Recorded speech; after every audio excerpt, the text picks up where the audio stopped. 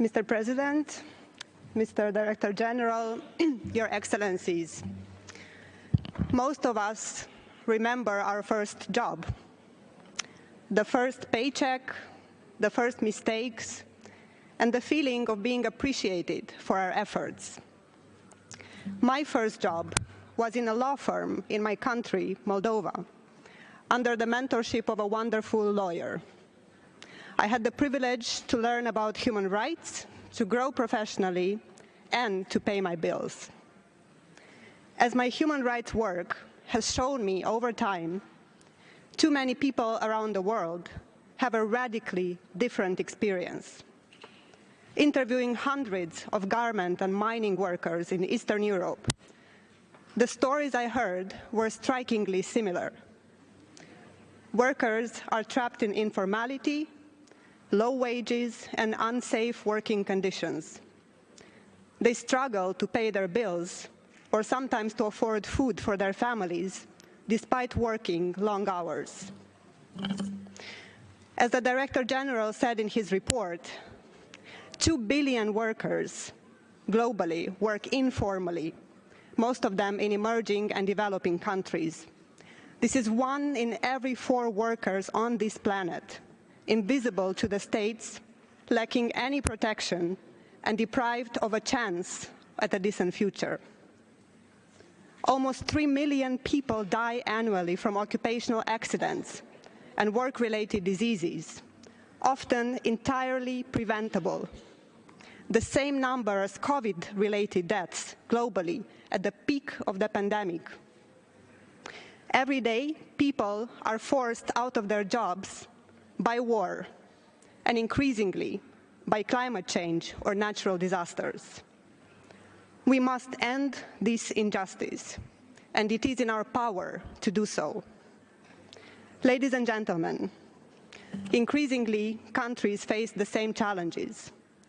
Some may seem internal: unemployment, informality, extreme poverty. Others may seem driven by global developments: social disparities intensified by overlapping crises, climate change, and the increased cost of living. Many of these issues were reflected in almost every single speech on this podium. We also shared solutions to these problems, solutions that are both innovated and tested in time. They lie in our constant efforts to develop skills, strengthen institutions, create jobs and opportunities for young people, work for gender inclusion, promote decent work through trade agreements, and strengthen multilateral engagement. But solutions also lie in human values that transcend mere social or economic indicators. As movingly put by the Cardinal Pietro Parolin, Secretary of State of the Holy See, social justice should lie in the 3 cornerstones of human dignity, solidarity, and subsidiarity, in the understanding that we are all interconnected and stronger when we work together with a shared goal. Nowhere is the value of solidarity more clear than in the ILO. Earlier this morning, in this very room, I saw for the first time a new standard being adopted, the new recommendation on quality apprenticeships.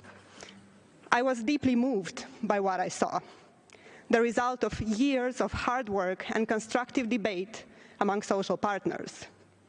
It reconfirmed to me the power of the ILO, which is in dialogue, in working together, patiently, persistently, to advance social justice. In exactly this spirit of dialogue, we managed to reach consensus and approve the program and budget proposed by the ILO. This ensures that the ILO can continue to do its essential work to promote social justice around the world. Genuine dialogue, rooted in sincere friendship, has the power to overcome differences in ethnicity, to transcend borders and interests, to bring down the walls of division. Genuine dialogue is by definition nonviolent. If we apply this formula on a global scale, we would surely see less tragedy tearing our world apart. I would like to thank the chair of the governing body for calling in her report that the ILO enhanced the resource mobilization efforts for Ukraine, including in forthcoming international donor conferences on recovery and reconstruction, and for other affected countries across the Eastern Europe and Central Asia sub-region. This is very important. Let me also thank the Committee on the Application of Standards for their enormous work while examining 24 individual cases related to the application of ILO conventions. Let me actually thank all the committees for their tremendous efforts.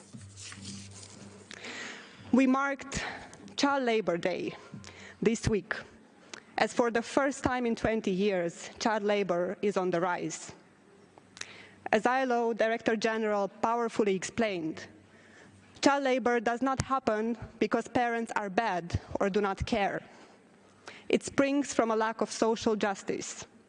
The antidote to poverty-driven child labor is decent work for adults, so they can support their families and send their children to school, not to work.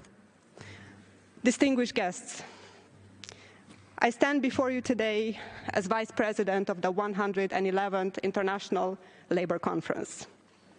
And yet I cannot hide my pride and gratitude for the opportunity to represent my country, Moldova, before all of you and show our face and our heart to the whole world. In fact, one key insight I got from this conference is that of the power of small nations. Instead of feeling daunted by the global forces at work in our lives today, small countries are often drivers of innovation and change. One could also say that no country is small in the ILO. We all have an equal seat, we all have an equal vote, and we have done our best with the co-chairs to make sure that we all have equal time on this podium. Dear delegates, let me extend my deepest appreciation to all of you.